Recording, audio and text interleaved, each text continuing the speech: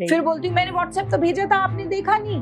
तो वो बोलती है हम नहीं देखते व्हाट्सएप। मैं कहती हूँ हाँ देखती तो मैं भी नहीं हूँ। और बोल रही है वो ना मोटी औरत पतली रस्सी लेके कूद रही थी, गिर गई, हाथ टूट गया और डॉक्टर के पास गई तो पता चला कि बीपी बढ़ गया है ना। वो मेरे नसीब में था ही नहीं। मेरी तबीयत खराब हो गई, क्योंकि कोई भी एक्टर किसी पे एहसान नहीं करता है अगर वो अच्छी एक्टिंग करता है या उसका कोई प्रोजेक्ट हिट हो रहा है।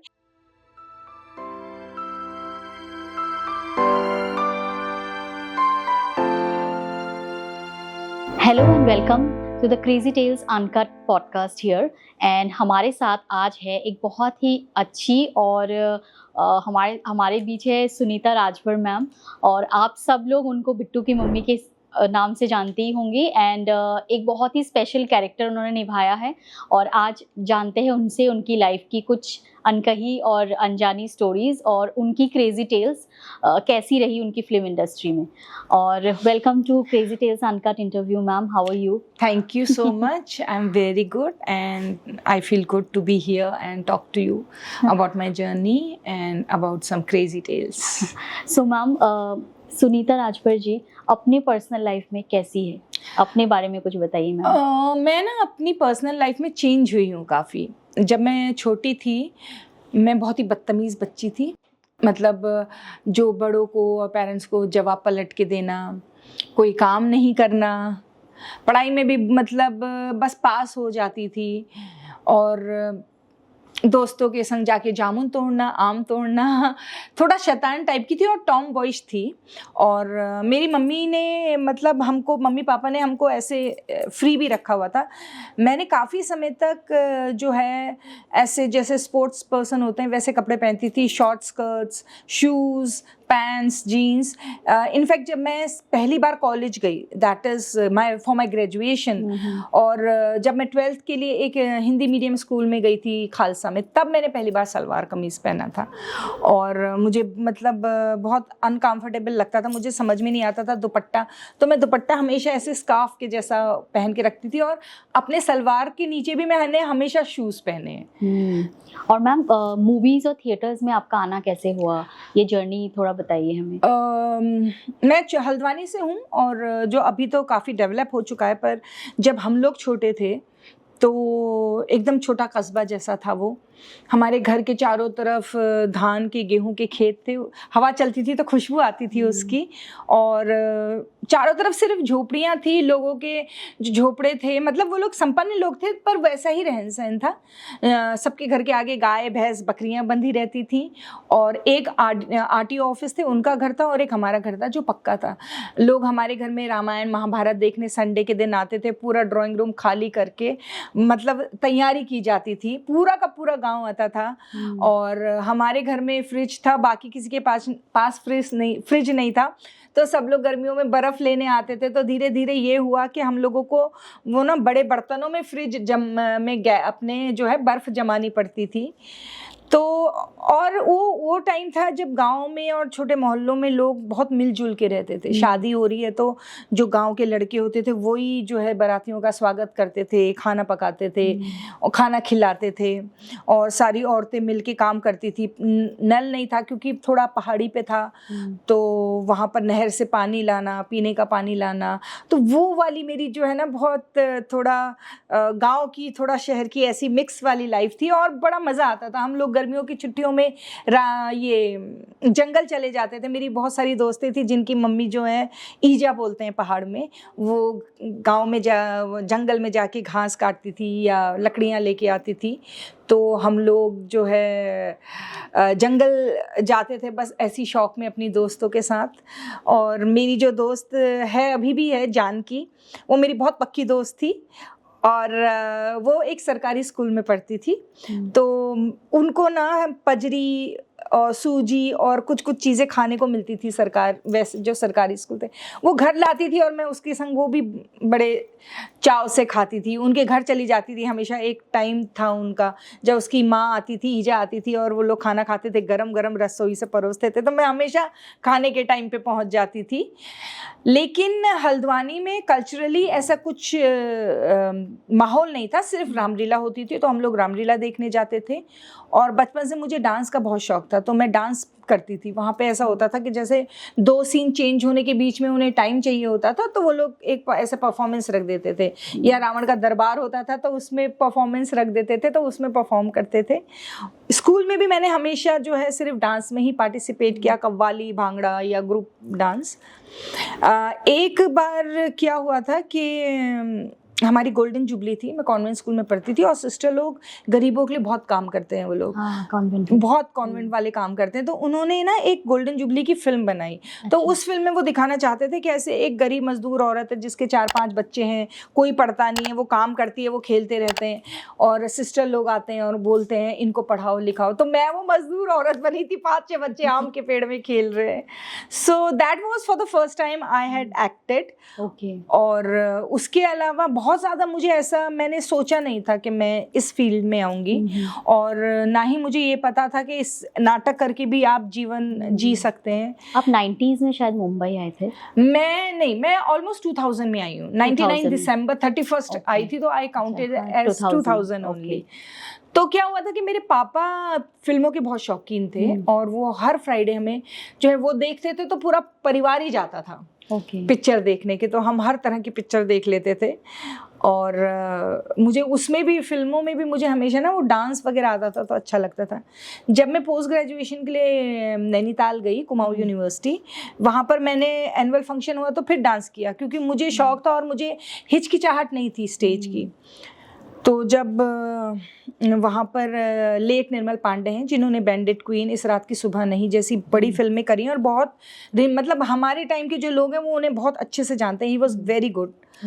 तो वो अपने फेलोशिप का प्ले कर रहे थे NSD के लिए, अजवा बफॉल, और उस प्ले में 4-5 फीमेल एक्ट्रेसेस चाहिए थी। तो मेन रोल तो उन्होंने वन्या जोशी को दिया था, जिन्होंने काफ़ी अच्छे अच्छे सीरियल उस टाइम पे किए, मैला आंचल और भारत एक खोज, तो उनको मेन रोल दिया था। बाकी जो एक खोज भी बहुत अच्छी एक सीरीज थी वो, तो उसमें अलग अलग कहानियों में उन्होंने एक्ट किया हुआ है, तो उनको मेन रोल दिया था। और उसके अलावा 3-4 रानियां, दासी, सहेलियां, ऐसे सब बहुत थे। तो हम लोगों को फिर बुलाया गया, मैं, मेरी दोस्त दीपा पाठक, सीमा बोरा, नंदिता, हम लोग KP हॉस्टल में थे। उन्होंने तो फिर हम चारों के चार गए, उनसे मिले, और हम चारों को ही उन्होंने एक एक रोल दे दिया था। तो वो प्ले किया। और क्योंकि मैं बचपन में बड़ी दुबली पतली और छोटी सी थी, मेरी सारी दोस्तें लंबी और अच्छी सुंदर खूबसूरत थी, तो मुझे ना एक छोटा रोल मिला था। तो उस चक्कर में क्या हुआ कि मुझे इतना इंटरेस्ट आता था वो प्ले की रिहर्सल देखने में, म्यूजिकल करा था उन्होंने, कि मैं बहुत ही ध्यान से एक एक चीज़ देखती थी, एक एक आर्टिस्ट का डायलॉग, उसकी एंट्री एग्जिट, उसके एक्शन देखती थी। और नैनीताल में जो युगमंच ग्रुप है, वहाँ पर जो लोग थिएटर करते हैं वो लोग हैं जो दिन में काम करते हैं, चाहे बैंक हो या टीचर हैं या फिर इंजीनियर हैं, डॉक्टर हैं, कोई भी है, और इवन कोई मोची है, कोई दर्जी है, वो सब लोग मिलके शाम को मिलते थे और फिर वो लोग एक प्ले करते थे। तो इसमें भी वैसे ही था। तो मेरे को पूरा प्ले यार रट गया अच्छे से, और जब भी कोई एब्सेंट होता था तो उसकी प्रॉक्सी मैं देती थी। तो क्या होता है कि कोई भी डायरेक्टर या टीचर होती है, जब उसे ऐसा कोई स्टूडेंट मिलता है तो वो बहुत खुश होते हैं, पंक्चुअल होते हैं। और मतलब ये आश्चर्य की बात है कि प्ले बहुत लंबा था, 2.5-3 घंटे का। हर एक्टर का डायलॉग याद है, हर एक की एंट्री एग्जिट एक्शन सब याद है। तो निर्मलदा बहुत इम्प्रेस हुए थे, जहूरदा जो हमारे मतलब सब करता धरता है युगमंच के, वो बहुत इम्प्रेस हुए थे, और उन लोगों ने मुझे सजेस्ट किया कि मुझे NSD ज्वाइन करना चाहिए। तब मैंने कहा ये तो मुझे पता नहीं क्या है NSD। तो वो बोले ऐसे ऐसे है, थिएटर की ट्रेनिंग होती है, ये है, और गवर्नमेंट इंस्टीट्यूट है, तो स्कॉलरशिप भी है वहाँ। क्योंकि मैं एक लोअर मिडिल क्लास फैमिली से थी, तो मेरे लिए कोई भी ट्रेनिंग करना या कुछ कोर्स करना जिसमें बहुत ज़्यादा फाइनेंशियल आपको स्टेबिलिटी चाहिए, वो मेरे लिए, मुझे मालूम था मुश्किल है। तो जब मुझे पता चला अरे वाह इसमें तो स्कॉलरशिप मिलेगी, अपना कुछ खर्चा ही नहीं होगा, तो फिर मैंने फिर एनएसडी के लिए ट्राई NSD किया। join उन्हीं किया। लोगों ने मुझे प्रिपेयर किया था और फर्स्ट ईयर में तो मेरा हुआ भी नहीं था सिलेक्शन, मेरा सेकंड अटेम्प्ट में सिलेक्शन अब हुआ। मास्टर्स करके फिर कुमाऊं यूनिवर्सिटी मैंने बहुत कुछ किया है। मैंने बीए किया, फिर मैंने टूरिज्म का कोर्स किया कुमाऊं यूनिवर्सिटी से, फिर मैंने एमए किया, फिर मैंने वहीं पर ही नैनीताल में ही, मैं क्योंकि थिएटर कर रही थी और नैनीताल बड़ी खूबसूरत जगह है, एक बीन शेप का लेक है, चारों तरफ पहाड़ हैं, उतना ही शहर है, मौसम बहुत ठंडा है, गाड़ियाँ बहुत कम चलती हैं, आपको कितना भी दूर जाना हो पैदल ही जाना होता है। हम लोग कॉलेज भी पैदल जाते थे और टूरिस्ट बहुत आता है, तो एक अलग माहौल वहाँ पर रहता है। तो वहाँ पर एक अशोका होटल है, काफ़ी वो लोग संपन्न लोग हैं, उनकी वाइफ ने, अशोका होटल वालों की वाइफ ने एक फीमेल रेस्टोरेंट खोला पहाड़ी, और उसमें सिर्फ पहाड़ी चीज़ें मिलती थी, पहाड़ी खाना, पहाड़ी स्नैक्स। तो उन्होंने जो है वो जो विधवा औरतें हैं या जो बेबस लाचार औरतें होती थी, उन लोगों को उन्होंने काम दिया था। तो वो लोग सब, कोई वेटर था, कोई खाना बनाता था, कोई कुछ करती थी, और मैं वहाँ पर फीमेल मैनेजर थी। तो फिर उसी की अर्निंग से मैंने अपनी जो है वो जो सिक्योरिटी 2500 देनी थी हमको एनएसडी में, वो दी थी, और फिर उसके बाद मैंने एनएसडी ज्वाइन किया। एनएसडी से भी काफी बड़े बड़े एक्टर्स निकले हैं, क्योंकि मुझे लगता है कि वो एक हब है, एक्टर्स बहुत बड़े, नसीर सर हैं, इरफान जी हैं, पंकज कपूर जी हैं, और मीता वशिष्ठ है, नीना गुप्ता हैं, अलका अमीन हैं, अलका बडोला जी हैं, और भी बहुत सारे हैं। इवन यंगस्टर्स में भी बहुत सारी जो हैं, अंजलि पाटिल है जो काफ़ी अच्छा काम कर रही हैं, अमृता सुभाष है। और एक जो एक्टिंग का जो एक मतलब एक तो होता है कि एक हाइप होता है, और एक होता है जो नेचुरल एक्टर होता है। मुझे लगता है जैसे आप लोग कलाकार है जो एक करियर के हिसाब से भी एक स्टडीज करके आए हैं उस चीज का, क्योंकि उसका एक फर्क होता है। बिल्कुल, कोई डायरेक्टली आकर के सिर्फ एक्टिंग में आ जाए और उस चीज को सीख करके आए, तो आपको क्या लगता है कि उन दोनों में डिफरेंसेस काफी डिफरेंस होती है? क्योंकि एक मुझे लगता है जो एक्टर्स एनएसडी से आए हुए होते हैं वो एक बहुत लॉन्ग टर्म तक उस चीज को लेके चलते हैं, क्योंकि कहीं ना कहीं वो चीज उनके अंदर ही होता है। हाँ। आप इस चीज को लेकर के क्या सोचते हैं? हाँ, ये तो मैं मानती हूँ कि ट्रेनिंग से फर्क पड़ता है, चाहे फिर वो ट्रेनिंग एनएसडी की हो, जो कि द बेस्ट स्कूल है ट्रेनिंग का। मेरे ख्याल से एशिया में one of the best school of acting drama is national school of drama.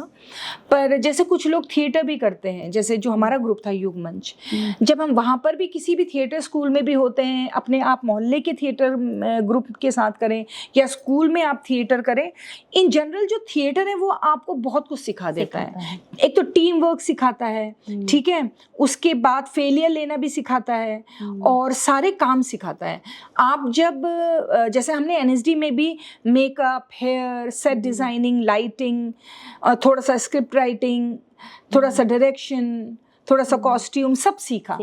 एक बेसिक आपको पता चल जाता है, और जाने अनजाने जब आपको चीज़ें पता होती हैं तो एक कॉन्फिडेंस आता है, आपकी पर्सनैलिटी बहुत डिफरेंट हो जाती है।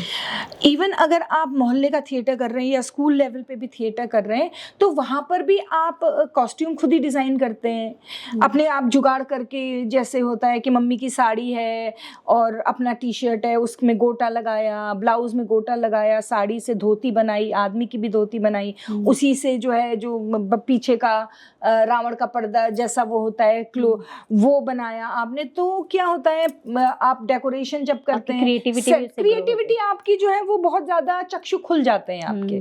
तो थिएटर, चाहे आप किसी स्कूल से हो, थिएटर की ट्रेनिंग मोहल्ले में हो या स्कूल में हो, या कोई बढ़िया ग्रुप है जो कि बहुत अच्छे थिएटर वाले चला रहे हैं जिन्होंने ट्रेनिंग ली हुई है, पर कहीं ना कहीं हर ट्रेनिंग का फ़र्क पड़ता ही है।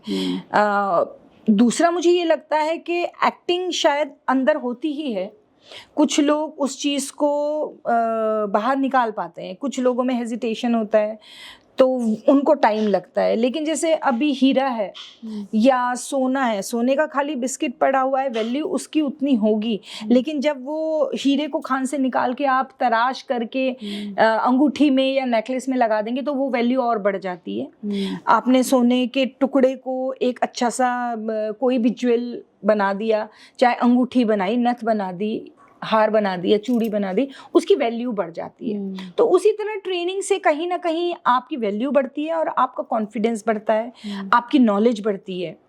और जब आपको पता है, आपको चीजें मालूम है, तो वो एक अलग कॉन्फिडेंस होता है, पर्सनैलिटी डेवलप हो जाती है। और मैम जो बिट्टू की मम्मी का आपका कैरेक्टर है वो हर एक इंसान के लिए एक बहुत डिलाइटफुल और एक लाइटली कैरेक्टर है, क्योंकि हर कोई अपनी लाइफ में ना एक ऐसे कैरेक्टर को ढूंढता है जिसके साथ वो अपनी सारी चीजें शेयर कर सके, या एक फ्रेंड, क्योंकि आपको भी पता है कि शहरों में लोग आज बचे नहीं है एक दूसरे के साथ बात करने के लिए, तो वो एक कैरेक्टर ना हर एक सिटी के लोगों को बहुत पसंद आया है, और मतलब हर कोई जानना चाहता है कि ऐसा एक कैरेक्टर है जिसको देखने के लिए लोग बैठते हैं, मतलब हाँ। तो मैं जानना चाहूंगी कि पर्सनल लाइफ में आप कितना उसके साथ रिलेट करते हैं, और इस कैरेक्टर के बारे में आप कैसे आए, इस मूवी में कैसे आपने वो किया, उसके बारे में थोड़ा सा बताइए। सबसे पहले तो मैं ये इसका पूरा का पूरा श्रेय जाता है जो हमारे राइटर्स हैं। सबसे पहले निखिल ने लिखा था और अमृत ने डायरेक्ट किया था, उसके बाद आए दुर्गेश जिन्होंने लिखा और पलाश जिन्होंने डायरेक्ट किया, और अभी विदित और जिसने लिखा, और श्रेयांश जिसने डायरेक्ट किया। तो इनका सबसे बड़ा योगदान है ये बिट्टू की मम्मी बनाने में। मुझको इन्होंने जो ये आउटलाइन दी उसके ऊपर मैंने रंग भरे हैं। और शायद क्या होता है ना कि जब हम लोग कभी कभी कुछ लोग बहुत ऑब्जर्वेटिव होते हैं, तो बचपन से मेरा एक ऑब्जर्वेशन रहा है स्ट्रॉन्ग, और हमारे पड़ोस में ऐसे एक आंटी थी और एक अंकल थे, तो वो काफ़ी हद तक बिट्टू की मम्मी जैसे थे। जैसे वो भी कभी भी वक्त बे वक्त किसी के भी घर चले जाते थे, वो बोल रहे हैं बोलते ही चले जाते थे, बोलते ही चले जाते थे, और इतने इनोसेंट थे कि अगर सामने वाले हंस रहे हैं या कोई उनकी कभी खिंचाई भी कर रहा है तो उनको एक तो फर्क नहीं पड़ता था, इतने निश्चल थे वो, ध्यान ही नहीं देते थे, खुश रहते थे। और वो जो आंटी थी वो भी वैसी एकदम खूब बनी ठनी रहती थी। और छोटे शहरों में तो जैसे यहाँ तो फिर भी बिल्डिंग वगैरह है, छोटे शहरों में तो एक एक इकाई का घर होता है, और लोग अधिकतर ऐसा होता है मोहल्ले वाले शाम को बैठ गए, दिन में बैठ गए, चाय पी रहे हैं। तो वो आंटी का ऐसा होता था कि उनको लिटरली भगाना पड़ता था। वो मतलब बैठी रहेंगी, ठीक है, खाना खाने के बाद आ गई, गप्पे मारी, एक आध लोग उठ के चले भी गए, उन्हें फर्क नहीं, जिसके घर बैठी हैं बैठी रहेंगी।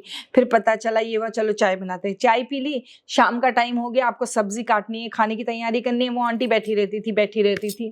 तो फिर कभी कभी तो मम्मी बोलती थी उनको बैठे रहने दे, मैं तो जा रही हूँ अब अंदर, मैं काम कर रही हूँ अपना, और वो ऐसे अपना बैठी रहेंगी। फिर जब कोई आ गया दरवाजे से अंदर तो फिर अपनी बात करने लगेंगी। तो मतलब उनको कुछ महसूस ही नहीं होता था, बहुत इनोसेंट, बहुत ज्यादा इनोसेंट। उस समय हम लोग उनकी मजाक बनाते थे।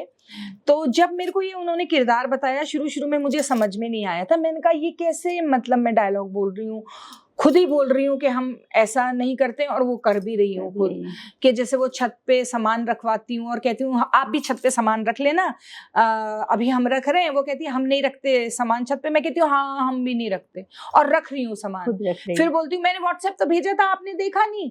तो वो बोलती है हम नहीं देखते व्हाट्सएप। मैं कहती हूँ हाँ देखती तो मैं भी नहीं हूँ। तो पहले मैं थोड़ा कंफ्यूज हुई थी कि ये क्या है कैरेक्टर, क्योंकि मोस्टली क्या होता है, या कैरेक्टर ग्रे होता है तो वो शातिर होता है, चालू होता है, या फिर कैरेक्टर जो कॉमेडी करता है वो मतलब वो भी समझ के करते हैं। ऐसी वाली कॉमेडी कभी मैंने करी भी नहीं थी, या मैंने शायद देखी भी नहीं है कि कोई इनोसेंट है। ये करते करते मैंने ये महसूस किया कि कॉमेडी करना जो है you have to be very very innocent. मतलब हम कोई भी कैरेक्टर करें, हम अपने कैरेक्टर को जो है पसंद करते हैं, चाहे मैं नेगेटिव भी करूंगी ना तो भी मैं जो है उससे उसकी हर चीज से वाकिफ रहूंगी, और उसकी हर चीज को मैं यही सोचूंगी कि मैं ये सही कर रही हूँ, चाहे वो नेगेटिव है कैरेक्टर। और जो गुल्लक में जैसे पूरा स्टोरी मिश्रा फैमिली के राउंड घूमता है, लेकिन एक कैरेक्टर जो आपकी है जो उसपे एक कहते हैं ना कि मतलब तड़के वाली चीज है कि तड़के वाली मतलब उस चीज में, क्योंकि हर कोई वेट करता है कि वो कैरेक्टर कब आए और फिर कुछ ऐसा मसाला पता चले, कुछ ना कुछ। हाँ, क्योंकि लोगों को देखो रियल लाइफ में भी और रियल लाइफ में भी क्या होता है, एक साथ कुछ चलता है तो लोगों को लगता है अभी तो कुछ तो होना चाहिए। हाँ, हमारी जिंदगी में भी हाँ कुछ तो होना चाहिए ना। हम लोग इसीलिए आपने देखा होगा, शायद मैंने तो ऐसे बहुत सारे वीडियोस देखे हैं जहां लोग ना कैप्शन कुछ और लिखते हैं, फिर लास्ट में लिखते हैं मुझे मालूम है तुम लोग बेवकूफ बनने के लिए यही सोच रहे हो कि ये कब होगा। कि जैसे दिखाएंगे किसी बच्चे को वो चाय में बिस्किट डुबा रहा है और पूरा वीडियो ऐसी है कि वो कब तक खाएगा, और लोग सिर्फ इस चीज का वेट करते हैं अच्छा इसका बिस्किट कब गिरे। तो आपको कुछ हैपनिंग चाहिए होती है और वही उस मोमेंट को बहुत इंटरेस्टिंग बना देता है। और शायद आपका जो हल्द्वानी वाला जो टच था वो भी आपको वो चीज देता है, आपके कैरेक्टर वो देता है, जो इनोसेंस मेंटेन करके रखना है वो भी उस चीज को हेल्प करता है, क्योंकि बड़ी एक बारीक सी लाइन हो जाती है। बिट्टू की मम्मी क्योंकि इधर की उधर बहुत करती है, मतलब सब जगह की जासूस जैसी न्यूज देना वो सब करती है, तो ऐसे कैरेक्टर बहुत बार हल्का सा ना ग्रे नेगेटिव भी हो जाते हैं कि बिचिंग कर रहे हैं। बिट्टू की मम्मी का ऐसा लगता है वो बिचिंग नहीं कर रही है, चाहे वो ये बताए कि वो तो रस्सी कूद रही थी मोटी और गिर गई, हाथ टूट गया, पर उसमें वो बिचिंग नहीं लगता है, वो एक इनोसेंट इन्फॉर्मेशन लगती है। ये औरत मजे लेके तो बोल रही है, अभी देखो ना खुद मोटी है और बोल रही है वो ना मोटी औरत पतली रस्सी लेके कूद रही थी, गिर गई, हाथ टूट गया और डॉक्टर के पास गई तो पता चला कि बीपी बढ़ गया है। तो ये चीज है, तो वो दिमाग में रखना कि ये नेगेटिव ना हो जाए। वही चीज अगर आप थोड़ा सा ऐसा करके स्मार्ट बन के करोगे, इनोसेंट नहीं बनोगे, तो वो नेगेटिव हो जाएगा। आज तुम्हें मालूम है मोटी ना गई थी, गिर गई, मोटी रस्सी लेके कूद रही थी, तो आप ऐसे बोलोगे तो वो नेगेटिव लगेगा। और जब आप इनोसेंटली बोलोगे ना, वो मोटी औरत गई, डॉक्टर के पास गई, डॉक्टर ने बोला पतली हो जाओ, मोटी रस्सी लेके मोटी पतली रस्सी लेके कूद रही थी, नीचे गिरी, धड़म हाथ टूट गया, this won't look sound negative. ये दोनों का डिफरेंस तो वो एक डिफरेंस जो है मुझे भी बिट्टू की मम्मी करते करते कॉमेडी के बारे में बहुत कुछ समझ में आया। हम जब एनएसडी में थे तो हमारे पास विजिटिंग फैकल्टी में जो है बहुत बड़े बड़े एक्टर्स डायरेक्टर्स आते हैं, तो जैसे नसीर सर आते थे क्लासेस लेने और पंकज कपूर सर आए थे क्लासेस लेने। तो मुझे मालूम है हम लोग सेकंड ईयर में थे और पंकज कपूर सर आए थे और वो हमको डेली 15-20 दिन तक क्लासेस होती हैं, तो उन्होंने बोला था कि तुम कॉमेडी करना, तुम्हारा टाइमिंग अच्छा है। और मैं ना उस समय बड़ी निराश हो गई थी, मैंने कहा अच्छी मैं कॉमेडी के लायक हूँ, जैसे ओहो, क्योंकि हर किसी को लगता है संजीदा रोल करें, सीरियस रोल करें या फिर एकदम मजेदार तड़कता हुआ नेगेटिव रोल करें, उसमें होता है कुछ। एक चीज और मैं जानना चाहूंगी, जैसे एक पंचायत में आपने एक बिल्कुल अलग एक रोल किया, जैसे क्रांति देवी का जो रोल था, तो दोनों कैरेक्टर्स में कौन सा आपके लिए सबसे फेवरेट है? नहीं देखिए, वैसे तो मेरे को दोनों ही कैरेक्टर्स के लिए बहुत प्यार मिला है लोगों का, और दोनों ही मेरी जो है वेब सीरीज बहुत ज़्यादा फेमस हुई हैं। लेकिन क्योंकि मैंने गुल्लक पहले किया, क्योंकि मुझे बिट्टू की मम्मी पहले मिला है, तो इसके लिए मेरा थोड़ा झुकाव बिट्टू की मम्मी की तरफ है। वो मेरा पहला बच्चा है तो उसकी तरफ, और उसी की वजह से फिर मैं टीवीएफ को जानी, उनके साथ और भी काम किया मैंने, वो मेरे बारे में जाने। तो आपकी लाइफ की कोई ऐसा मोमेंट जो आप हमेशा याद रखना चाहते हैं, एक ऐसा ब्रेकिंग पॉइंट जहां आपका सबसे हैप्पीएस्ट मोमेंट क्या था लाइफ में? ऐसे एक्चुअली मैं बताऊं तो बहुत सारे हैं। जैसे जब मैं आपको बता रही थी निर्मल पांडे का फेलोशिप प्ले हम कर रहे थे और मेन रोल वानिया जोशी कर रही थी, तो हम लोगों को उन्नाव फिल्म थिएटर फेस्टिवल में जाना था और मेरा जो रोल था वो सिर्फ 2 सीन का था, बहुत छोटा सा था, और मैंने आपको बताया कि सारे डायलॉग, सारी एंट्री एग्जिट सब कुछ याद था। तो और देखिए अब ये फिर वो बात भी आ जाती है नसीब वाली। वानिया दी को क्या हुआ, एक कोई बड़ा प्रोजेक्ट मिल गया था और उसी समय हमारा उन्नाव के थिएटर का डेट था, तो हम लोगों उनकी वो डेट क्लैश हो गई और उन्होंने बोला मैं नहीं कर पाऊंगी। अब ये था कि हमारे पास शायद 10 दिन या 1 हफ्ता ही था और वो पूरा वो मेन रोल कर रही थी, उनका डांस भी था, उनका गाना भी था, डायलॉग और वो सब था। तो ये हुआ कि अब क्या करें, क्योंकि मैं तो पतली दुबली छोटी सी थी, मेरा तो किसी ने सोचा ही नहीं जो बाकी। और क्या होता है, एक इमेज तो होती है कि रानी है तो रानी दिखे थोड़ा ऐसा, तो उन्होंने दूसरी जो लड़कियां थी उनको रेडी कर रहे थे वो कि इनको हम रानी बना देते हैं, अब इनको रानी बना देते हैं। और उसमें क्या था कि उनको 2 बड़े रोल तैयार करने थे, एक जो वानिया दी के लिए करना था और एक जो उसका रोल करेगी तो उसके रोल के लिए भी एक और लड़की को तैयार करना था। मेरे ख्याल से 2-3 दिन तक उन लोगों ने ट्राई किया, देखा, वो लड़की भी याद करती रही, पर फाइनली उन्हें लगा ये नहीं हो पाएगा, 2 बड़े कैरेक्टर तैयार करना ज्यादा कठिन है। और फिर शायद आपस में बात हुई होगी और उन्होंने बोला सुनीता करेगी वो रोल। वो आपका फेट था? हाँ, वो मेरा नसीब था। वहां पर अगर वो उनके चाचा की बेटी भी होती वो उसको रोल नहीं दे पाते, क्योंकि मेरे साथ उनको कम मेहनत करनी पड़ती 2 तरीके से। एक जो मेरा रोल था वो बहुत छोटा था, वो कोई 1 दिन में भी कर सकता था, उसको रेडी करने के लिए इतना जरूरी था, इंपॉर्टेंट नहीं था। और जो मेरा रोल था, मेरे को सिर्फ उन्हें रिफाइन करना था, because this was my life first play. तो मेरे को भी बहुत सारी चीजें नहीं मालूम थी, कैसे इमोट करते हैं, कैसे क्या करते हैं। डायलॉग याद थी, एंट्री एग्जिट याद थी, पर फिर भी एक कैरेक्टर परफॉर्म करना वो एक अलग चीज होती है। तो उनको मेरे को उस तरीके से प्रिपेयर करना था, लेकिन बाकी टेंशन नहीं थी। तो वो जो है एक मेरा टर्निंग पॉइंट है। उसके बाद एक मेरे संग और बहुत अच्छा इंसिडेंस थिएटर में हुआ था। हम लोग सेकंड ईयर में थे और रीटा कोठारी हमारी एक क्लासिकल टीचर, डांस की टीचर है। वैसे वो कथकली की पहली इंडियन फीमेल है और वो ठुमरी वगैरह भी गाती हैं। तो उन्होंने हमारे संग संस्कृत का 3 घंटे का प्ले किया, 5 घंटे का प्ले। 3 प्ले हमने जोड़े थे, मुद्रा राक्षस, भगवत अच्युगम और शकुंतलम।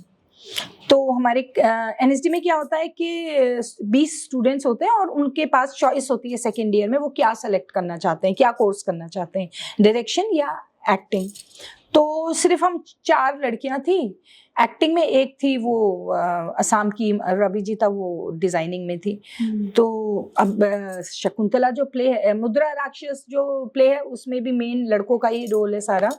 भगवत अच्युगम में सिर्फ एक फीमेल और 2 मेल है। शकुंतलम में भी सिर्फ मेन शकुंतला है और 2 उसकी जो दोस्त है, अनुसुईया, पदमव्रिया, प्रियमवदा। तो पूरा प्ले हम लोगों ने संस्कृत में किया और मुद्राओं में किया। हम हिंदी नहीं बोलते थे, मुद्राएं करते थे। राजा, मम पुत्र त्वम, ऐसे करके इस तरह से हम लोग पूरा करते थे। तो उन्होंने बोला जिसको जो रोल करना है तैयार कर लो, शकुंतला भी कर लो, प्रियमवदा, अनुसुईया, जो करना है। और उन्होंने बकायदा हम लोगों को क्लासिकल कथकली स्टेप्स से और भरतनाट्यम स्टेप से शिव स्तुति तैयार करवाई और सारा प्ले करवाया। तो मुझे लगा ये तो बहुत ज्यादा याद करना पड़ेगा। और दूसरा, मुझे ये एक मेरे अंदर था कि मैं तो शकुंतला लगूंगी नहीं। वो मेरी तीनों बैचमेट्स बहुत सुंदर, मेघना मलिक, शमीम शेख, जया सील, तीनों इतनी सुंदर, लंबी पतली। मैंने कहा ये तो इन्हीं को करने दो। मैंने कहा मैं ये नहीं करूंगी। मैंने भगवत अच्युगम वाला रोल अपना छोटा सा एक फीमेल का तैयार करा। और क्योंकि अपनी क्लास में मैं बहुत सिंगर नहीं हूँ, लेकिन अपनी क्लास की बेस्ट सिंगर मैं ही थी, तो मुझे उसमें डांस और ये सब करना था, मुझे वो इंटरेस्टिंग लगा। तो अभी सबको लगा 5 घंटे का प्ले, इसका इतना छोटा सा रोल है। और जो हमारी टीचर थी रीटा कोठारी, उन्होंने जो अपना पूरा बहुत सुंदर वो प्ले हुआ था हमारा, उन्होंने मुझे हिरन का रोल दिया। तो पूरा ऐसे करके मैं हिरन बनती थी, पूरे मूवमेंट होते थे और कुलाचे मार के स्टेज, पूरा जो स्टेज है वो कवर करना और हमेशा शकुंतला के साथ रहना। जब वो विदाई होके जा रही है तो उसका पल्लू पकड़ के रोकना। इस तरह से एक मेरा पूरा एक रिलेशन उन्होंने क्रिएट करा था। और वो क्योंकि मूवमेंट कथकली वगैरह और वो सारा जानती है, तो हिरन की कुलाचे और ये चाटना, ये सब बहुत अच्छा सा उन्होंने करवाया था। ये मैं कर रही थी और मैं पूरी शिद्दत से कर रही थी। मुझे मूवमेंट करने में बड़ा मजा आता था, तो मैं बहुत कर रही थी। और मैंने जैसा बताया, मैं बहुत पतली दुबली थी, छोटी पतली दुबली। तो मेरी क्लास की लड़कियों ने एक बार जाकर उनको बोला कि मैम, सुनीता का तो रोल ऐसे छोटा सा है, आप उसको कोई और रोल दे दीजिए। एक जो है ऋषि कन्या का रोल आया था शकुंतला वाले उसमें, जिसके डायलॉग्स थे और प्रॉपर मूवमेंट थे, सब थे। तो उन्हें लगा सुनीता भी फिर उसमें, तो उन्होंने बोला नहीं, जो वो कर रही है वो कोई नहीं कर सकता है, वो रोल के लिए मैं किसी को भी बुला लूंगी दूसरे वाले के लिए। तो सबने मुझे सब कहने लगे अरे ये टीचर ऐसी है। सबको ऐसा लगा कि देखो हीरोइन बना दिया। लेकिन आप यकीन नहीं करोगे, जब वो हमारा प्ले हुआ, हमारे जो चीफ गेस्ट थे वो थे गिरीश कर्नाड जी। आई होप आप तो जानते होंगे गिरीश कर्नाड जी, आजकल के बहुत सारे बच्चे नहीं जानते, बट वो साउथ के बहुत बड़े एक्टर, डायरेक्टर हैं, प्ले राइटर हैं। तो वो चीफ गेस्ट थे हमारे, और प्ले खत्म हुआ and he came back stage and he said I only want to meet the girl who played the heroine. वो बोले कि मतलब ऐसा लगा ही नहीं कि ये कोई इंसान है। और जैसे अभी गुल्लक में लोग बिट्टू की मम्मी का वेट करते हैं ना, वो बोल रहे थे पूरी शकुंतला में ये वेट होता था, हिरन कब आएगा। So that was a very big complement. और वो भी मेरे लिए बहुत बहुत जो है चेरिशिंग मोमेंट रहा है। और फिर उसके बाद में आपका कैसा रहा मैम कांस? हाँ, तीसरा मैं कांस भी बोल सकती हूँ। Cannes was very surprising, very overwhelming. और जो थोड़ा बहुत होता है ना कि आप अपनी कदर नहीं करते हो, यू अंडरस्टैंड कि आपकी कुछ वैल्यू है, मतलब अपनी, हाँ, know your value, respect yourself. यहाँ पर ऐसा लगता है अरे काम नहीं मिला तो हम बेकार ही हैं, ये है वो है, ऐसा टाइप का लगता है। वहाँ पे लोग इतना आर्ट को और आर्टिस्ट को रिस्पेक्ट करते हैं, प्यार करते हैं। एक तो वो कांस जो है अपने आप में बहुत ही अलग जगह है। वहाँ चारों तरफ इतना प्यार है, इतना वार्मथ है कि मतलब ऐसा लगता है ये स्वर्ग है। मैं तो सच बोलूँगी कि शायद वो स्वर्ग जैसा ही एक अनुभूति थी। और हर कोई फिल्म के लिए दीवाना, चाहे वो फिल्म किसी भी कंट्री की हो, किसी भी लैंग्वेज की हो। हमारी फिल्म देखकर भी इतना मतलब देर तक स्टैंडिंग ओवेशन मिला, इतना प्यार रहा चलते। मतलब जैसे मेरी आवाज़ एक बहुत अलग टोन है, एक साउंड मेरा बहुत अलग है। बीइंग फ्रॉम अ पहाड़, I have a higher tone, pitch high है मेरी, पतली आवाज़ है। लेकिन वहां पर हम ऐसे रोड में बात करते हुए अब दोस्तों के हस्बैंड के साथ में जा रही हूँ और अचानक किसी ने टैप किया पीछे से। मैंने बोला हाँ, are you the one who played Sharma? I saw your film yesterday, it was beautiful film, आपने बहुत अच्छा काम किया है। मैंने कहा अरे बाप रे, ये इंसान मुझे, मेरी वेशभूषा ही अलग है और फिर भी मेरी आवाज से पहचान गया। And he took that effort of coming back and telling me, and you know that is the real इतने thing सारे जर्नलिस्ट, कोई फ्रांस का है, कोई यूएस का है, and they are coming and they are मतलब praising your work, your film. तो ऐसा लगता है अरे यार क्या बात है, वो शायद आपके लिए गॉड का गिफ्ट है। That's another God gift। मुझे लगता है बहुत सारे गॉड गिफ्ट है मेरे पास, and that is one of them. मेरे पास जैसे दोस्त बहुत नायाब है। और जो आपको सक्सेस मिला है, अगर किसी एक इंसान का नाम आप लेना चाहेंगे तो आप क्रेजी टेल्स को बता सकते हैं, whom you'd like to thank। नहीं, एक इंसान नहीं है, तो मुझे लगता है शायद किसी की भी जिंदगी में एक इंसान तो मायने नहीं रखता है। ये तो बहुत मतलब सेल्फिश हो जाएगा मैं एक इंसान का नाम लूँ। मेरे माता पिता मैं सबसे पहले बोलूँगी, जिन्होंने हमें इतना खुला जीवन दिया, इतना विश्वास के साथ हमको जीने दिया कि मतलब कभी किसी चीज़ की कमी महसूस नहीं हुई। आपने पढ़ाई होगा, my father was a truck driver, पर उन्होंने हमें शहर के बेस्ट स्कूल में पढ़ाया। हाँ, मतलब जो उनके इंजीनियर ऑफिसर्स थे, एसडीओ और बाकी, उनके बच्चे नहीं पढ़ते थे उस स्कूल में, हम उस स्कूल में पढ़ते थे। अच्छा खिलाया, अच्छा पिलाया, अच्छी जिंदगी दी और कभी किसी चीज़ के लिए नहीं रोका, हर चीज़ पे विश्वास रखा हम पर। और लाइफ में अभी तक, जब तक वो जिंदा थे, अभी I lost my father in 2020 and my mother in 2005, वो जब तक थे they were there with us. Financially अगर वो नहीं भी कुछ कर सकते थे, morally they had given us so much strength and support कि हमें कभी महसूस नहीं हुआ। आपके फैमिली में कौन कौन? मेरी एक बहन और एक भाई है। तो मतलब मेरी पूरी फैमिली में कहूँगी they have been there huge support, जिसमें अब मेरा नेफ्यू भी इंक्लूड होता है, मेरी भाभी भी इंक्लूड होती है, सरिता, नेफ्यू देवाशीष, आयुष, मेरे जिया जी, Mahesh Pant, they all are, I have such a beautiful family. उसके बाद मेरे टीचर्स, जिनसे मैंने इतना कुछ सीखा, जिन्होंने प्यार दिया, विश्वास दिया।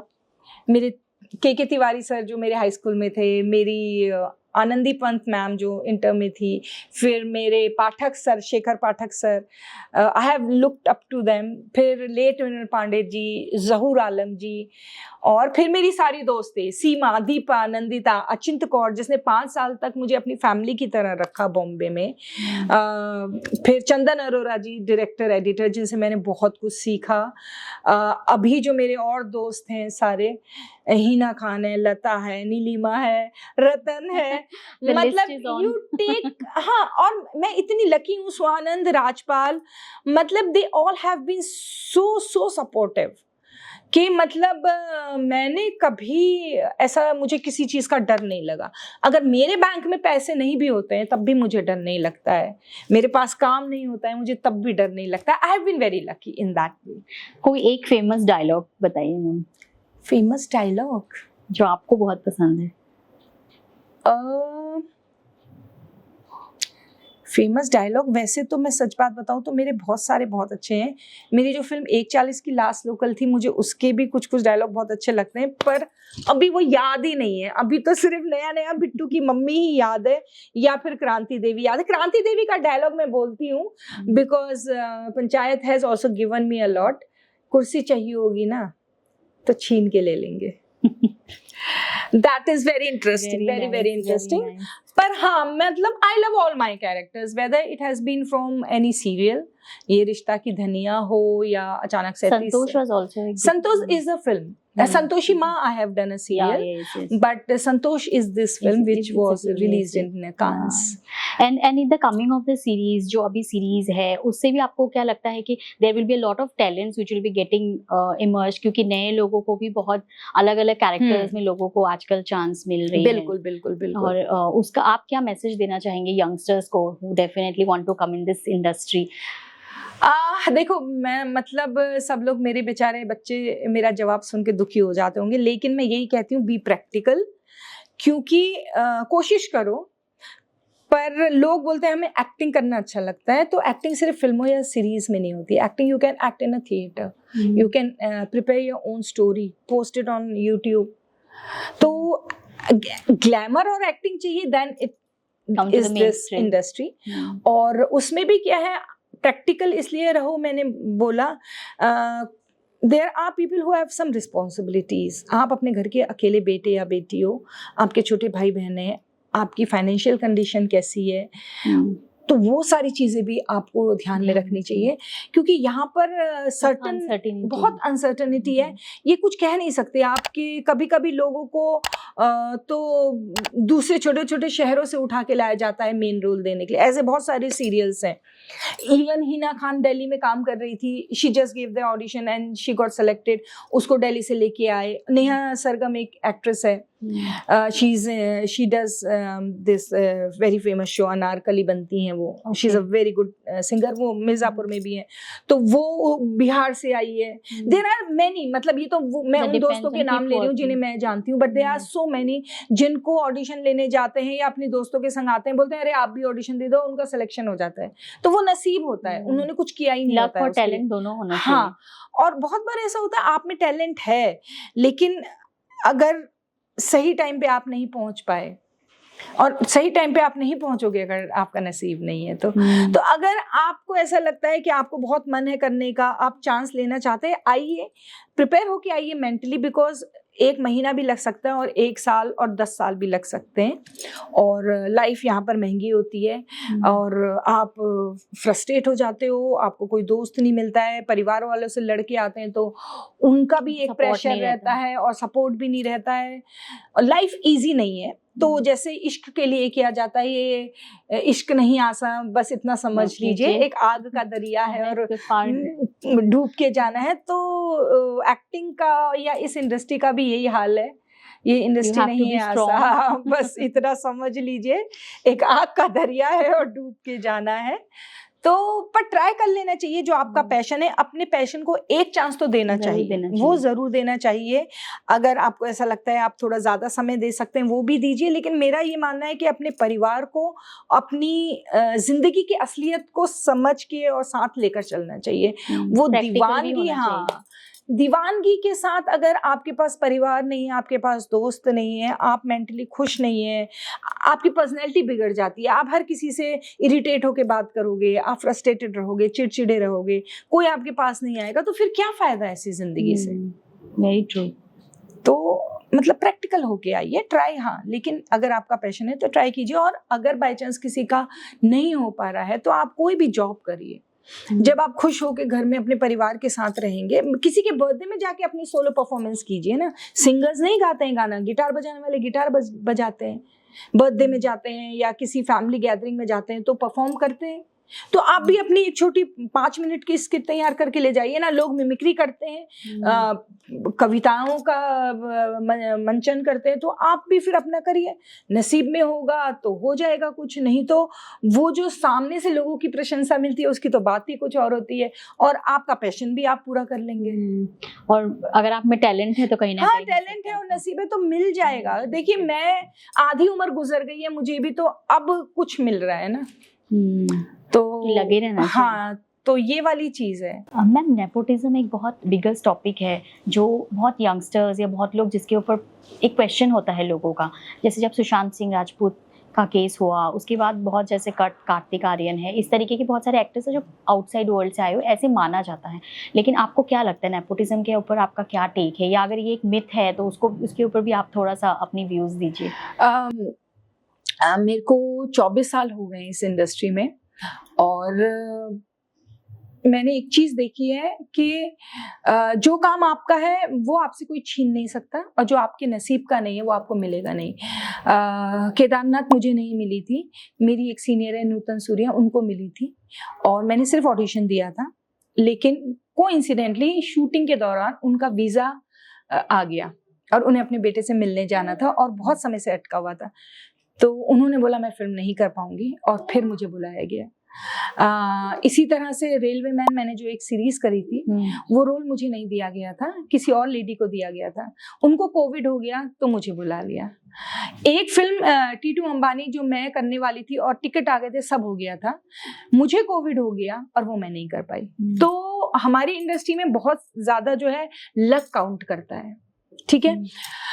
जहां तक नेपोटिज्म की बात है, मुझे ऐसा लगता है नेपोटिज्म हर जगह चलता है, चाहे वो स्कूल हो, चाहे वो पॉलिटिक्स हो, या फिर हमारी इंडस्ट्री है। और हम दूसरे को नेपोटिज्म बुरा लगता है, लेकिन अगर मेरी फैमिली वाले हैं वो मुझसे एक्सपेक्ट करेंगे, आपकी फैमिली है वो आपसे एक्सपेक्ट करेगी कि आप उसको हेल्प करो, सपोर्ट करो। जो आप काम करते हो आपको ज्यादा उसके बारे में मालूम है, तो वो चाहेंगे कि आप उनको हेल्प करो और आप उस फील्ड में लेके जाओ उन्हें। तो पता नहीं, फिर मुझे ये समझ में नहीं आता कि जब इंडस्ट्री में ये बात होती है तो लोग इतना क्यों बुरा मानते हैं। कहीं ना कहीं मुझे तो इस चीज से फर्क नहीं पड़ता है। जब मैंने सर्कल के नियर बाय होता है कहीं ना कहीं, वो भी और सर्किल हम सबका अपना सर्किल होता है। हम जिन अंकल आंटी के साथ रहे, जिन उनके बच्चों के साथ पले बड़े, मेरा उन्हीं के संग सर्किल रहेगा। मैं आपको एक एग्जाम्पल देती हूँ, बहुत सारे थिएटर स्कूल हैं, भारतेंदु कला केंद्र भी है लखनऊ से, भोपाल में भी है, महाराष्ट्र में भी है, और NSD भी है। आप अगर एक ही छत के नीचे अलग अलग स्कूल के लोगों को रख देंगे तो उनके भी ग्रुप बन जाएंगे। तो अगर इंडस्ट्री में जो लोग बचपन से एक दूसरे को जानते हैं, एक दूसरे से पार्टियों में अपने पापा मम्मी के संग मिले हैं, तो वो बच्चे आज क्यों नहीं अपना एक ग्रुप बनाएंगे। हर कोई अपना ग्रुप बनाता है।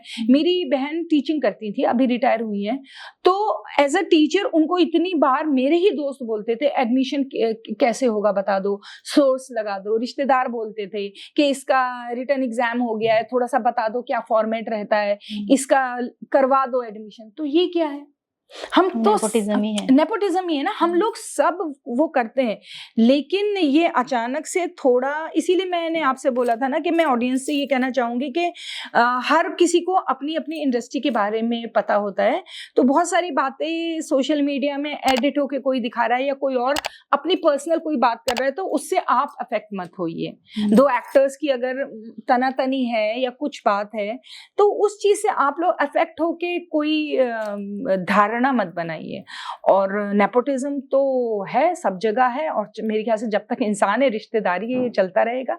और हर किसी का रिश्तेदारी ये चाहता है कि उसके जो आसपास वाले लोग जो अच्छा कर रहे हैं अपनी फील्ड में, तो वो वहां जाए। हर कोई चाहता है ये, इसमें कोई बुराई नहीं है। माफ करना मुझे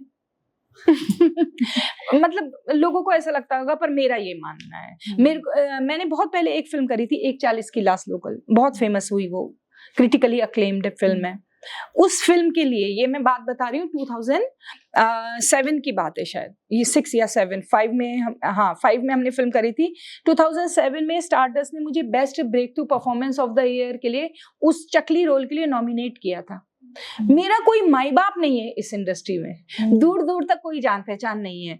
मुझे उस फिल्म की स्क्रीनिंग तक के लिए नहीं बुलाया गया था, लेकिन मेरा नॉमिनेशन हुआ है अमंग कंगना रनौत, शिल्पा शेट्टी और अश्विनी, बहुत अलग अलग एक्ट्रेसेस के साथ। तो अगर इतना ही ये लोग आउटसाइडर्स को दरकिनार कर रहे होते तो मुझे तो कोई भी नहीं जानता था, और वो फिल्म उस समय इतना नहीं चली थी तो मेरे को नॉमिनेट भी नहीं करते। बट वो कैरेक्टर लोगों ने देखा, जो लोग नॉमिनेशन करते हैं उनकी नजर में आया, उन्हें लगा अच्छा, तो उन्होंने करा। उन्हें इससे मतलब नहीं है ना कि ये लड़की कौन है, सुनीता क्या किया इससे पहले नहीं किया। उन्हें वो रोल अच्छा लगा चकली का 140 में, और उन्होंने मुझे best breakthrough performance of the year के लिए नॉमिनेट किया, मुझे गुल्लक में नॉमिनेट किया, मुझे पंचायत में नॉमिनेट किया, मुझे कितने सारे अवार्ड्स मिले। मेरा तो कोई नहीं है इस इंडस्ट्री में। तो इस वजह से मैं अपने एक्सपीरियंस की वजह से कहती हूँ कि आई डोंट थिंक कि ये इतना बड़ा एक इशू है जितना बना दिया है। भी देख रहे हैं वो भी इस चीज को इतना ज्यादा लेके ना चले, कहीं ना कहीं हर जगह नेपोटिज्म। एग्जैक्टली, ये तो हर जगह है ना, हर जगह है। हमको लोग रोज डीएम करते हैं, हमको एक्टिंग करवा दो, वो क्या है? वो भी एक टाइप ऑफ नेपोटिज्म, वो भी एक तरह का नेपोटिज्म ही है ना, कि आप भी चाहते हो ना कि आप किसी को जानो और वो जानने वाला आपको इस इंडस्ट्री में ले आए। एक और चीज जानना चाहेंगे मैम, जैसे आपने गुल्लक में काम किया, पंचायत जो बहुत लोगों को पसंद आई है, आपके पसंदीदा कैरेक्टर्स कौन से हैं? वैसे तो गुल्लक की तो मुझे पूरी फैमिली ही पसंद है, और मैं चाहूंगी कि मुझे सभी के रोल करने को मिल जाए। इनफैक्ट रीडिंग के समय तो मैंने गीतांजलि को बोला भी था, हम लोग बहुत अच्छे दोस्त हैं, तो मैंने उनको बहुत ऐसे सब उसमें स्पोर्ट्समैन स्पिरिट में बोला था कि जब मैं ये स्क्रिप्ट पढ़ती हूँ, इतने अच्छे डायलॉग लिखे हुए हैं उसके, कि मुझे मन होता है कि काश मैंने शांति देवी का रोल किया होता। बट हैविंग सेड दैट, आपको अपने काम से तो कभी वो मिलती नहीं है ना, जो नहीं होता है वही चाहिए होता है। मुझे मन होता है, पता है बड़ा मुश्किल है, क्योंकि मुझे अमन का रोल भी बहुत अच्छा लगता है। मुझे ऐसा लगता है अमन का रोल करो और अपनी जिंदगी एक बार फिर से जी लो, वो बचपना फिर से जी लो। जो अन्नू है उसकी ये जो संजीदापन है उसके कैरेक्टर का, वो बैलेंस जो है वो बहुत खूबसूरत है। एक जो बड़ा लड़का होता है घर का, जिसका बचपन बहुत जल्दी खत्म हो जाता है, रिस्पॉन्सिबिलिटीज बहुत जल्दी शुरू हो जाती हैं। और फोर्थ गुल्लक में जो लास्ट सीन है, जो बस स्टॉप में है, जब अपने भाई को लेने जा रहा है, बहुत खूबसूरत सीन है वो, तो मुझे वो भी करने का मन करता है। और पंचायत में ना इंटरेस्टिंग, तो मुझे सच बात बताऊं तो विनोद का तो कैरेक्टर है ही बहुत इंटरेस्टिंग। उसके अलावा मुझे कभी कभी ऐसा लगता है ना, मंजू देवी का कैरेक्टर, देख मंजू देवी का कैरेक्टर तो she is a female only, और मेरा उन्हीं के संग ऐसे है, तो वो तो ठीक है, ऑपोजिट में है वो। पर मुझे कभी कभी ऐसा लगता है दुर्गेश का कैरेक्टर बहुत इंटरेस्टिंग है। अच्छा, दुर्गेश का भी मुझे ऐसा लगता है कि हाँ ये रोल मिल जाए तो सबसे अच्छा ट्यूनिंग आपकी कौन सी को एक्टर के साथ है? ट्यूनिंग के मामले में मेरा पता है क्या है, मेरा पानी वाला हिसाब है सबके साथ। जिस बर्तन में डाल दो, जिस जगह भी डाल दो। और इसीलिए मैं बोल रही हूँ कि मैं दोस्तों की बहुत धनी हूँ। जैसे सान्विका से मेरी बहुत अच्छी दोस्त है, जबकि वो मेरी शायद आधी से भी उम्र की कम की होगी। नीना जी के साथ तो मेरी दोस्ती है ही, विनोद के साथ मेरी बहुत अच्छी दोस्ती है, जितेंद्र के साथ मेरी अच्छी दोस्ती है, पंकज जो नेता बनता है मेरी उसके साथ भी अच्छी दोस्ती है, और जो उसकी बहन दोस्त बनी है खुशबू, उसके साथ मेरी अच्छी दोस्ती है। अब दोस्ती में बहुत लकी है। मैं दोस्तों में मैं बोल रही हूँ ना, मतलब मेरे नायाब दोस्त हैं और मैं बहुत धनी हूँ दोस्तों की। उसके अलावा मेरे जो भी मैं प्रोजेक्ट करती हूँ, जो मेरा पहला प्रोजेक्ट एक मैंने किया था, वहां से लेके आज तक हर प्रोजेक्ट से जो है मेरे दोस्तों की जो है ना लिस्ट बढ़ती गई है। ऐसा कोई प्रोजेक्ट नहीं है जिसमें आप बोलो कि ये और मैं बोलूँ इसमें कोई दोस्त नहीं है। मैंने अभी तक जितना भी 25-30 काम किया है, from series to serial to film, हर जगह मेरे दोस्त। आपके साथ तो बहुत लोग काम करना चाहते हैं, लेकिन अगर हम पूछे कि आप किसके साथ काम करना चाहेंगे, या आप चाहते हैं कि आप इनके साथ काम करें? एज एन एक्ट्रेस मैं विद्या बालन जी के साथ काम करना चाहती हूँ, मुझे ऐसा बहुत मन होता है। शेफाली के साथ काम करना चाहती हूँ, आलिया भट्ट के साथ काम करना चाहती हूँ मैं, और कौन अच्छा लगता है मुझे एज एन एक्टर। मैंने विजय राज जी के संग अभी एक फिल्म की है, वो अभी आई नहीं है, मुझे उनके संग काम करने का मन बहुत करता है। पंकज त्रिपाठी के साथ स्त्री की है, पर एज सच 1-to-1 मेरा और उनका नहीं है, उसके साथ मैं काम करना चाहूंगी। और ये आयुष्मान राजकुमार के साथ तो मैं कर चुकी हूँ। और कौन है, रणबीर कपूर के साथ मैंने बहुत पहले एक ऐड किया था, but it was a good experience and I love him as an actor. मुझे लगता है वो जो नेचुरल वाला जो एक्टिंग है, जो रियल एक्टिंग है, आई डोंट थिंक कोई और इतना अच्छा एक्टर है अभी, I would love to act with him. और जो रणवीर सिंह की जो एनर्जी है, I would love to act with him. I would love to work with Shahrukh Khan also. I have heard so much about him कि मुझे ऐसा लगता है हाँ उनके संग कभी काम करने का। नेक्स्ट आपके जो बिगेस्ट प्रोजेक्ट्स होंगे, क्या आप चाहते हैं लाइफ में आगे और क्या प्लान्स है आपके?